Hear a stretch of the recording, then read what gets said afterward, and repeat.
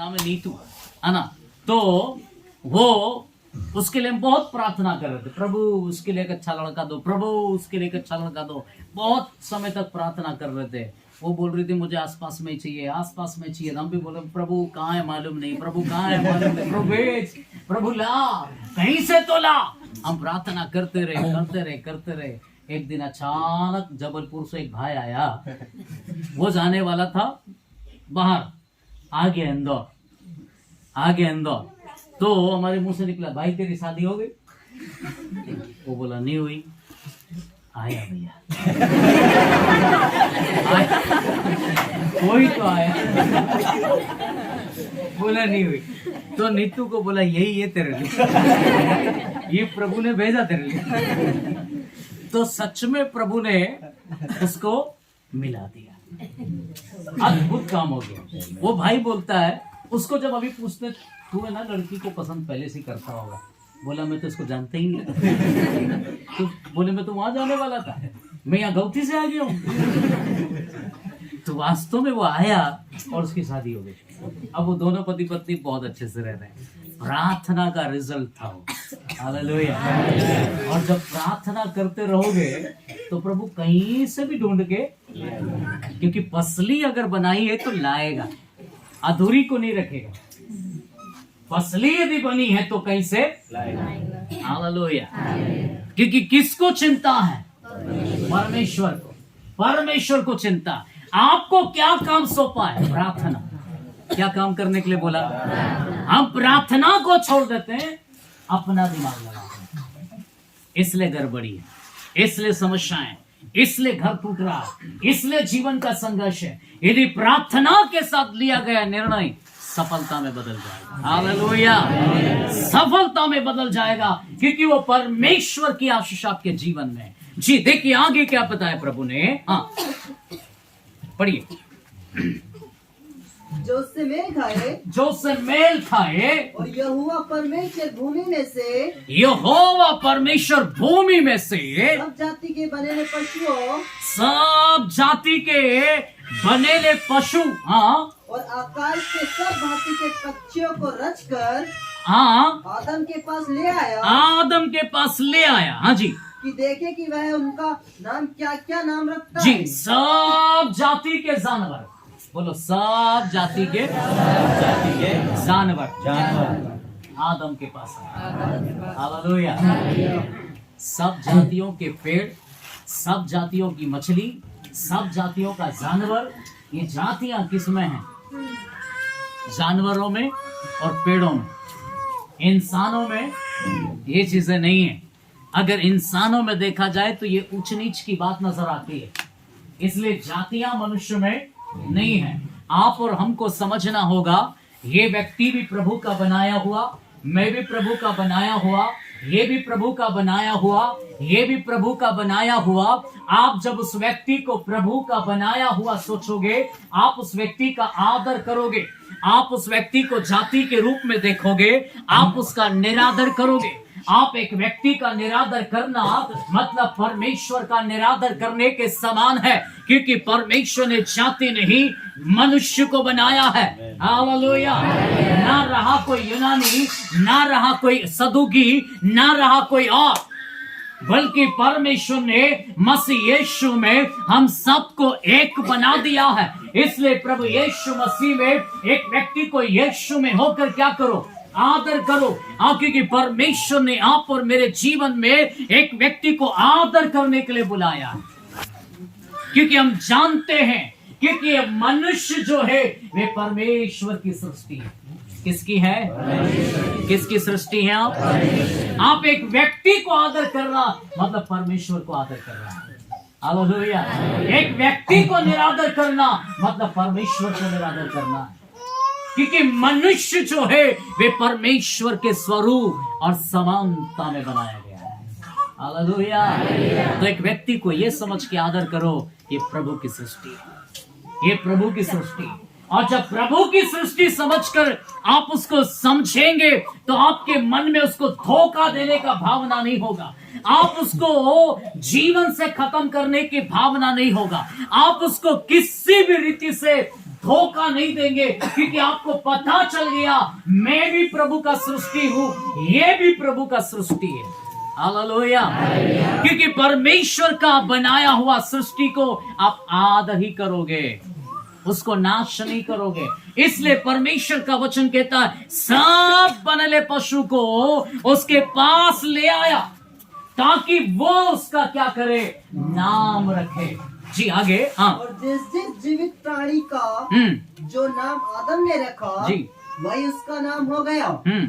अतः आदम ने सब जाति के घरेलू पशुओं और आकाश के पक्षियों और सब जाति के बनेले पशुओं के नाम रखे, नाम रख दिए। हाँ। परंतु आदम के लिए कोई ऐसा सहायक ना मिला, पर आदम के लिए कोई भी ऐसा सहायक ना मिला। जानवरों को वो सब का नाम रख रहा, सब उसके सामने आया, लेकिन आदम के लिए कोई भी ऐसा सहायक ना मिला। क्योंकि आदम बुद्धिमानी था, आदम को बुद्धि थी, आदम के पास आवाज थी, आदम बात कर सकता था। इसलिए वो चाहता था कि मेरे जैसा बात करने वाला इन जानवरों में नहीं है, तो फिर वो कौन है, मैं किससे बात करूं। सबके पास उसने देखा एक एक जोड़ा है, सब अपने अपने में जा रहा है, पर मैं किससे बात करूं, मैं किसके पास जाऊं, मैं किसके साथ रहूं। उसके पास ऐसा कोई व्यक्ति नहीं, जानवर नहीं मिला। तब आदम को क्या लगा कि मेरे पास कौन है। तब प्रभु ने देखो क्या बताया उसको। ऐसा सहायक ना मिला जो ऐसा सहायक ना मिला जो उससे क्या खाए। आज वास्तव में घर टूट रहा है मेल ना खाने से। हालेलुया। मेल ना खाने से आज परिवार में मेल नहीं है। आज परिवार एक विचारधारा के नहीं है। आज एक दूसरे से मेल नहीं खाते, एक दूसरे के विचार मेल नहीं खा रहा। अपने कामों में, जीवन में, व्यवहारिकता में, लेन देन में, अच्छी बातों में परिवार मेल नहीं खा रहा है। और मेल नहीं खाने के कारण आपके घर में दरारें हैं, आपके व्यक्तिगत जीवनों में दरारें हैं, आपके परिवार के अंदर दरारें पड़ी हुई, और जिसके चलते आपका घर टूटने के कगार पर खड़ा। क्योंकि परमेश्वर कहता है वो ऐसा सहायक बनेगा जो आपसे मेल खाएगा। हालेलुया। वैसा सहायक बनाएगा जो आपसे मेल खाएगा। अब जिनका हो गया है उसके लिए तो चिंता का विषय है, जिसके लिए नहीं हुआ है उसके लिए प्रभु ढूंढ रहा है। हालेलुया। उसके लिए प्रभु ढूंढ रहा है। तो फिर आप बोलेंगे अब मेरा तो मेल ही नहीं खा रहा उससे, तो क्या करूं पास्टर साहब, छोड़ दूं क्या? खबरदार, मेल नहीं खा रहा बोल के छोड़ना नहीं। फिर बोलेंगे आप बताओ क्या करो, प्रार्थना करो। क्या करो उसके लिए? क्या करो उसके लिए? छोड़ना नहीं। क्या करो उसके लिए? हालेलुया। परमेश्वर पर यदि विश्वास करते हो तो विश्वास के साथ में प्रार्थना करो, प्रभु मेरे पति को बदल दे, प्रभु मेरी पत्नी को बदल दे, प्रभु मेरे पति को बदल दे। प्रार्थना करो, विश्वास के साथ प्रार्थना करो। यदि आपके जीवन में आप प्रभु को जानते हो, यदि प्रभु के वचन को आपने पाया है, यदि आप अपने जीवन में कहते हैं परमेश्वर ने आपको क्या, भले वो आप नहीं जानते थे, तब उसके साथ में शादी हो गया होगा, आज का जीवन शायद आपका उसके साथ अच्छा नहीं बीत रहा होगा, तो भी आप चिंतित मत हो जाओ, प्रार्थना करो। क्योंकि परमेश्वर जो है उस व्यक्ति के मन को परिवर्तित करेगा, उस व्यक्ति के जीवन को परमेश्वर बदलाव में लेकर आएगा। क्योंकि परमेश्वर ऐसा करेगा कि वो आपसे मेल खाए, वो आपसे मेल खाए, बदल डालेगा। क्योंकि परमेश्वर चाहता है आपका जीवन में मेल खाने वाला परिवार को खुदा बनाना चाहता है। इसलिए आदम को परमेश्वर ने कहा इसका अकेला रहना अच्छा नहीं, इसलिए प्रभु ने इसके जीवन के लिए ऐसा नींद में डाला ताकि वो उसके लिए एक ऐसा सहाय बना सके जिससे मेल खाए। मेल खाता हुआ परिवार बनना, वो परिवार सफलता की ओर होता है।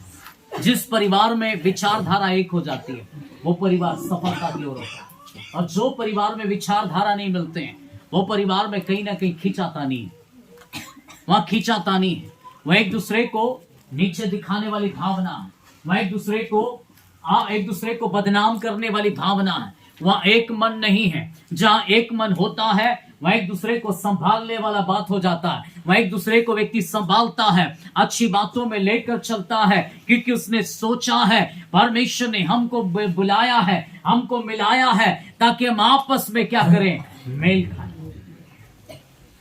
नहीं समझ में आ रहा, प्रार्थना करो। अगर आप कोई चीजों में जिद्दी हो, प्रार्थना करो। मेरा स्वभाव है, मेरा स्वभाव है, मैं तो ऐसी ही हूं, मैं तो ऐसा ही करता हूं। आप इस जिद्दी स्वभाव में अपने परिवार को नहीं खोना, बदलने की कोशिश करो, अपने स्वभाव को बदलने की कोशिश करो, क्योंकि स्वभाव अगर नहीं बदल पाया, आपका खुद के घर को आप अपने जीवन में नाश कर लोगे, आपका खुद का परिवार को आप टूटते हुए देखोगे।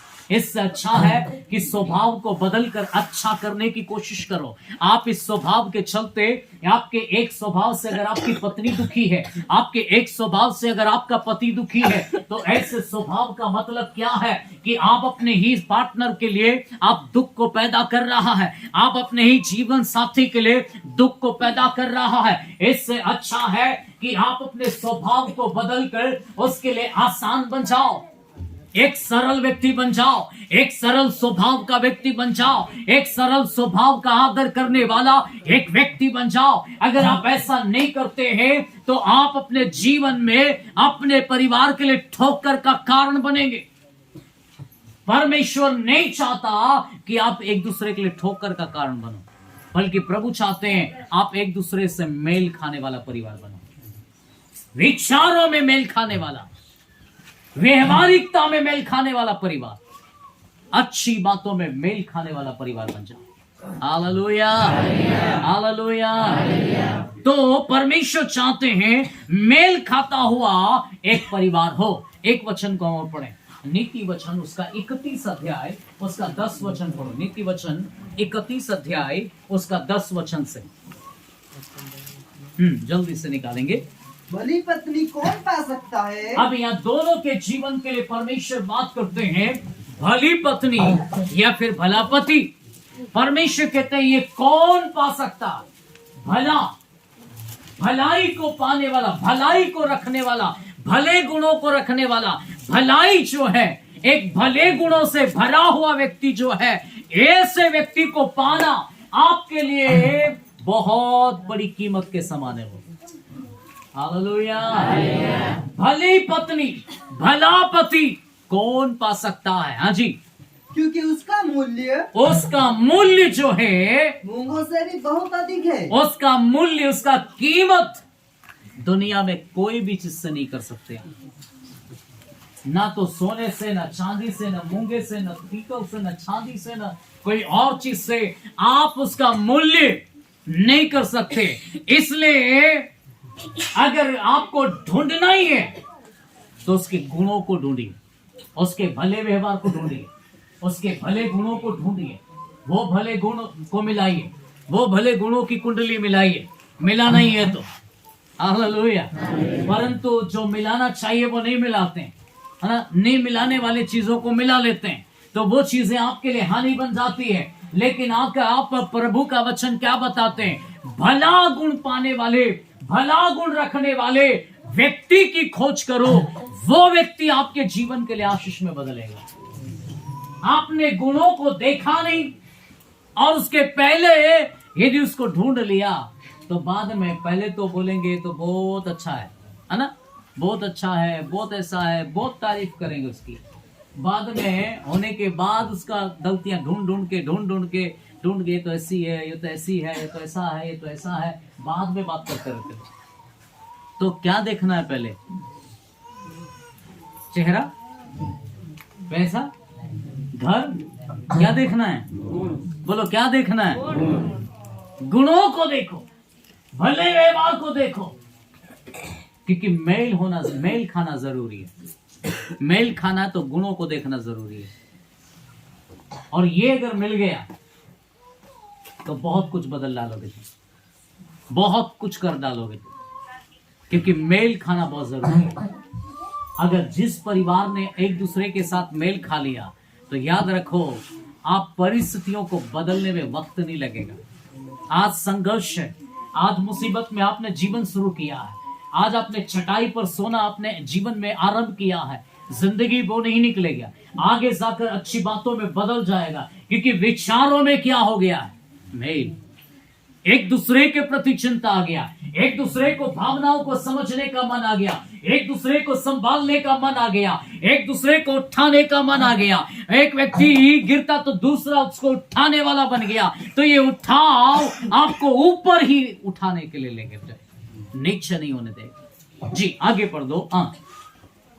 उसके पति के मन में उसके प्रति विश्वास है। उसके पति के मन में उसके प्रति क्या होता है, विश्वास। क्या होता है, हालेलुया। शादी का जीवन में केवल क्या होता है, सब बोलो, विश्वास। क्या होता है, विश्वास। तो एक दूसरे के प्रति कैसे रहो, विश्वास योग्य। कैसे रहो, कैसे रहो, बाइबल भी क्या बोलती है, विश्वास। एक दूसरे के प्रति क्या है, विश्वास। हालेलुया। एक दूसरे के प्रति मन में क्या रहता है, विश्वास रहता। और ये विश्वास को जीवन में कभी भी मत खोना। जिस दिन आपने पति के मन में विश्वास खो दिया, पत्नी के मन में विश्वास खो दिया, फिर आप आड़े लेट जाओ, सीधे लेट जाओ, कुछ भी कर लो, वो विश्वास नहीं आएगा। आप कैसे भी कर लो, पैर पकड़ लो, तो भी विश्वास बिल्कुल तो झूठा ही है, ऐसे ही रहेगा। मन में विश्वास नहीं आता। तो प्रभु का वचन हमको सिखाते हैं कि उसके मन में आपके प्रति विश्वास रहता है, विश्वास रहता है। तो विश्वास को अपने मन से कभी खोने मत दो। विश्वास ना खोआ जाए, इसके लिए पारदर्शिता बहुत जरूरी है। एक दूसरे के लिए पारदर्शिता बहुत जरूरी है। तो आप कहां हो, क्या कर रहे हो, कौन सी जगह पर हो, आपको वहां पर भी विश्वास योग्य रहना। आप कई बार आप थोड़े समय की बातों के बचने के लिए आप झूठ पर झूठ बोलते हो। ये झूठ कभी पकड़ा जा सकता है, और झूठ जिस दिन पकड़ा जाएगा उस दिन आप झूठे और झूठी साबित हो जाएंगे। और ये झूठी या झूठा साबित होना, ये मन का विश्वास को खत्म करने के समान हो जाएगा। और मन का विश्वास यदि आपके ऊपर से खत्म हो गया तो बंदिशें स्टार्ट हो जाएगी, बंदिशें स्टार्ट हो जाएगी। फिर हर समय आपकी खबर ली जाएगी, कहां हो, कहां हो, कहां हो। फिर आप गुस्सा करते रहेंगे, अरे अभी तो बोल के निकला था, अभी तो ऐसा करते था। वो बार बार कॉल इसलिए आ रहे हैं क्योंकि विश्वास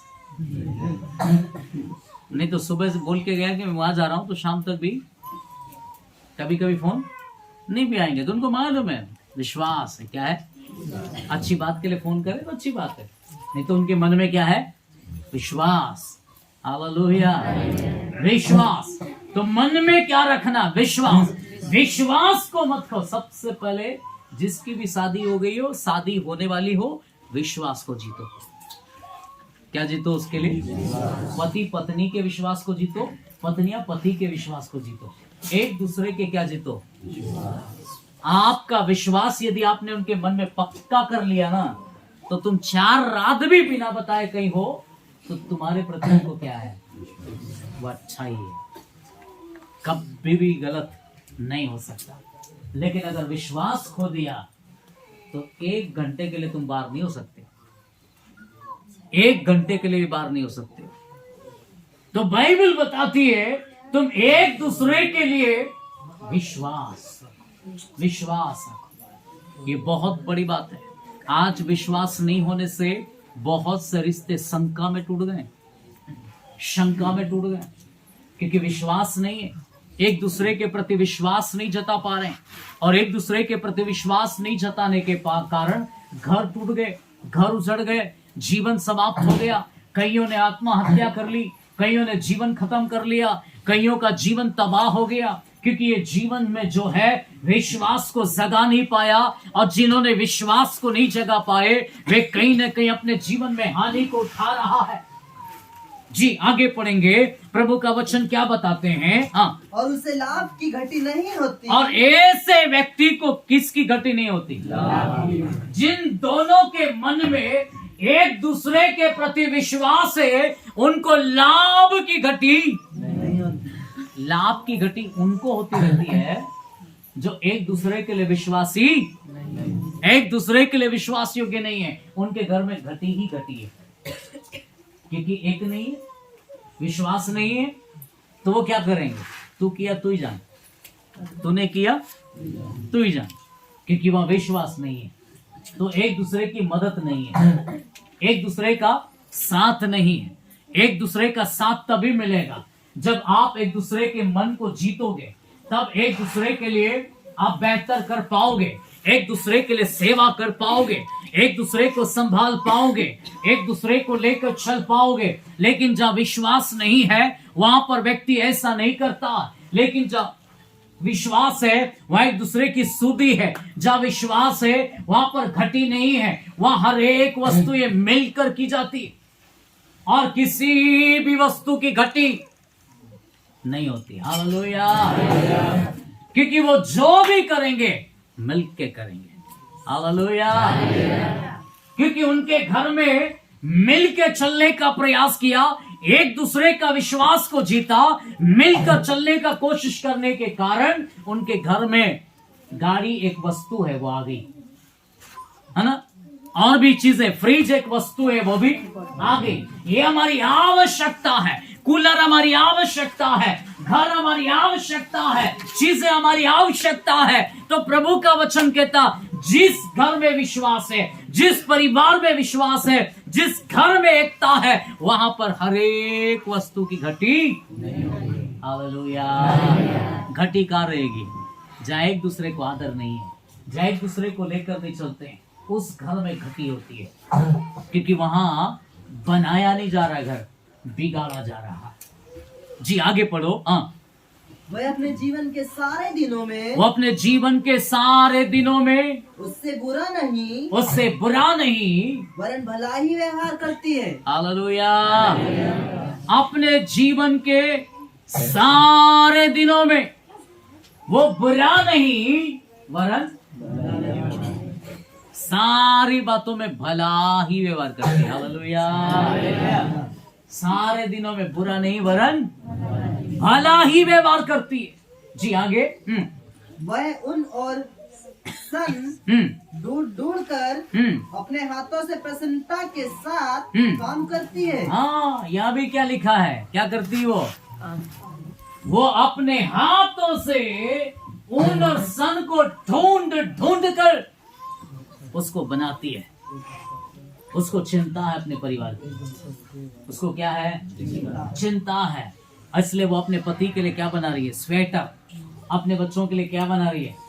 स्वेटर। हालेलुया। उनके स्वेटर बना रही है। मेरे पति को ठंड नहीं लगना चाहिए, मेरे बच्चे को ठंड नहीं लगना चाहिए, मुझे भी ठंड नहीं लगना चाहिए। एक भली पत्नी जो है वो अपने घर की चिंता करती है, वो अपने घर को बनाती है। एक भला पति भी जो है वो अपने घर परिवार के प्रति चिंता करता है और अपने घर को बनाने का प्रयास करता है, क्योंकि उनको पता है मुझे अपने घर को बनाना है। ये मेहनत है, ये मेहनत करके वो अपने घर को बनाने का एक व्यक्ति प्रयास कर रहा है। और ये व्यक्ति आलसी नहीं है, ये मेहनती लोग, और मेहनती लोग अपने घर को ही बनाते हैं। और ये दूर से मंगवाती है, ऊन सन को ढूंढती है और अपने स्वेटर को सिलने का प्रयास करती है।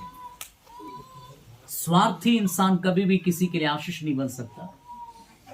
जो व्यक्ति के मन में स्वार्थ आ जाए, चाहे वो पति हो चाहे पत्नी हो, स्वार्थ जिसके मनों में है वो अपने ही हित की चिंता करते रहेगा, वह सामने वाले के हित की चिंता नहीं करेगा।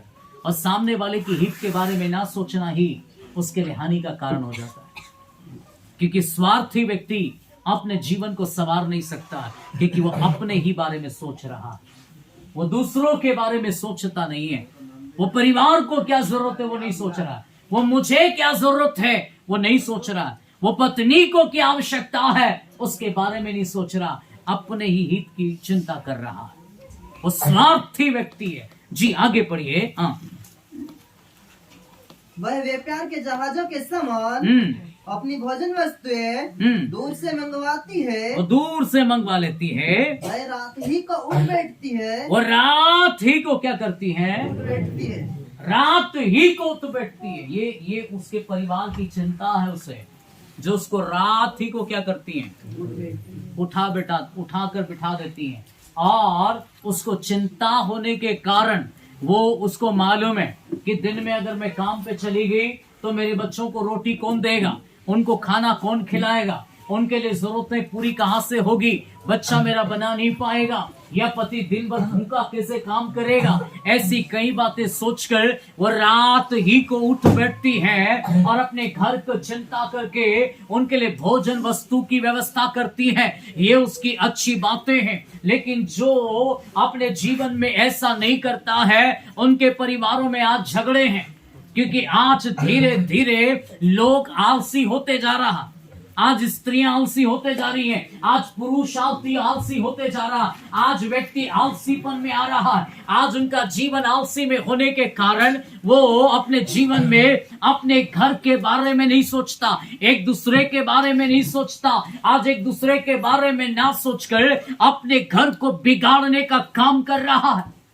लेकिन परमेश्वर कहता है वे रात ही को उठ बैठती है और भोजन वस्तु की व्यवस्था करती है, क्योंकि उसे पता है मेरा बच्चा भूखा नहीं रहना है, मेरा पति भूखा नहीं रहना है, मैं भी भूखा नहीं रहना है। मेरे काम अपनी जिम्मेदारियों को समझना, अपनी जिम्मेदारियों को समझना अपने परिवार के लिए, ये आपको आनंद देती है, ये आपके परिवार को मिला देती है, आपके परिवार की जरूरतों को पूरा करती है।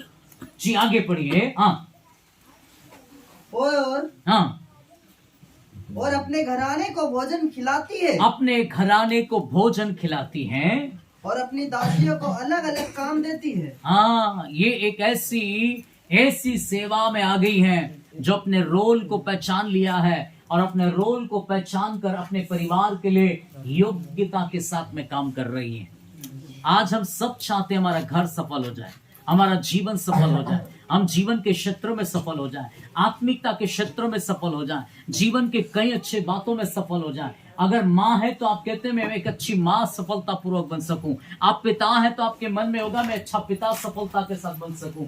आपके जीवन में भी ऐसी भावना है तो आपको याद रखना होगा कि मुझे परमेश्वर का वचन क्या सिखाया, मुझे परमेश्वर का वचन क्या आज्ञा देता है, मुझे परमेश्वर का वचन कैसे जीवन की बात करता है। आपको अपने रोल को समझने की जरूरत है। आप जिस दिन अपने रोल को पहचानेंगे, आप इस रोल में खड़े हो जाएंगे, आपके परिवार को सुंदर बनने से कोई नहीं रोक सकता।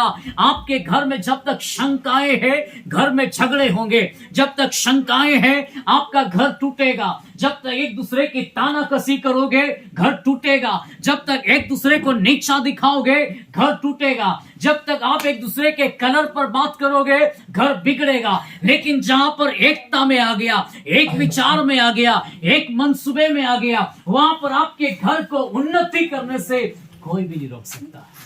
Hallelujah, hallelujah. परिवार आपको समझना होगा, ये परमेश्वर ने मुझे दिया है और परमेश्वर ने दिया बोलकर उसका आदर करना सीखोगे, उसकी सेवा करके आप परमेश्वर में धन्य व्यक्ति हो जाओगे। हालेलुया। और अगर आप अपनी जिंदगी में, अगर अपने जीवन में आप बच्चों को यदि आप ये सोचकर पालोगे ये मुझे परमेश्वर ने दिया है, तो आप उसको अच्छी शिक्षा दोगे। ये केवल शारीरिक अभिलाषाओं को पूरा करने के लिए यदि बच्चा पैदा हो गया है तो उसके प्रति आप जिम्मेदार कभी नहीं बनोगे, जिम्मेदार कभी नहीं बनोगे। यदि आप अपने जीवन में ये मुझे परमेश्वर की ने दिया है, ये प्रभु की आशीष मेरे लिए है, ऐसा सोचकर यदि आप अपने जीवन में अपने बच्चों को प्राप्त किया है तो आपका मिठाई बांटना वाजिब है। अन्यथा आपकी जिंदगी में आप जिम्मेदार नहीं हो तो बच्चे को जब शिक्षा की जरूरत है तब आप उसको शिक्षा दोगे, क्योंकि आप ये खुदा ने दिया है मुझे, मेरे हाथ में मेरा परमेश्वर ने मुझे दिया है इसको सिखाने के लिए। हालेलुया। आपके बच्चे को यदि माता पिता ना सिखाए, माता पिता उसको शिक्षा ना दे, तो वो दूसरों से सीखेगा, क्योंकि सीखना उसका स्वभाव है, क्योंकि उसके पास नहीं है, इसलिए वो दूसरों की बातें क्या करेगा, वो ग्रहण करेगा, क्योंकि उसको सीखना।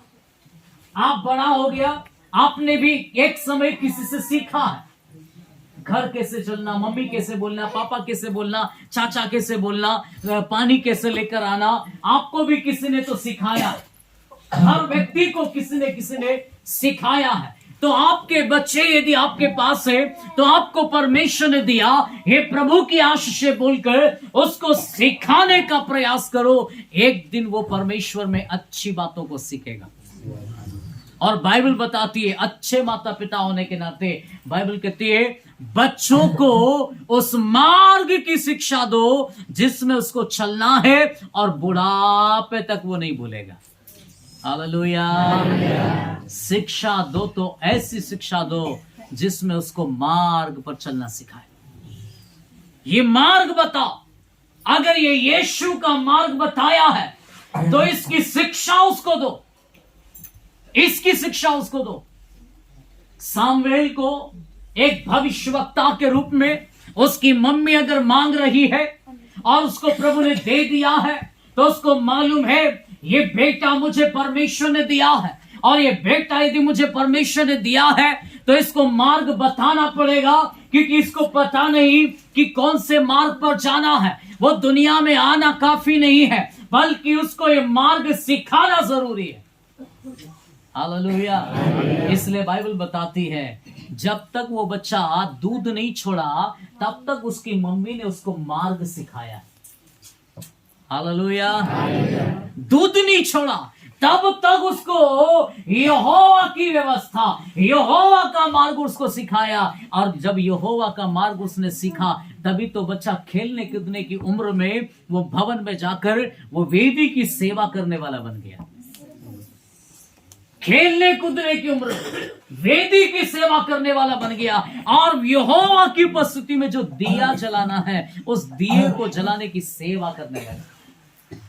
आज के 12-15 साल के बच्चे भी समझदार नहीं है। तो कहीं ना कहीं हमको शिक्षा पर जोर देना होगा, सिखाने पर जोर देना होगा, अच्छी बातों पर जोर देना होगा। हम अपने बच्चों को सही, केवल हमें बच्चा बेटा मिल गया, बेटी मिल गया बोलकर मिठाइयां मत बांटते रहो। आपका जिम्मेदारी अब शुरू होता है। हालेलुया। हम केवल हो गया बोल के, मैं बच्चे के लिए तो कमाने जा रहा हूं, सुबह से शाम लगे हुए बच्चे के लिए कमाने के लिए। उसको जब सिखाने की जरूरत थी तब हम उसको सिखा नहीं पा रहा, और काम को जोर दे रहा है। काम भी जरूरी है, पर आपको समझना होगा कि मेरे बच्चों को भी मुझे सिखाना है। आज कई माता पिता अपने बच्चों को बिगाड़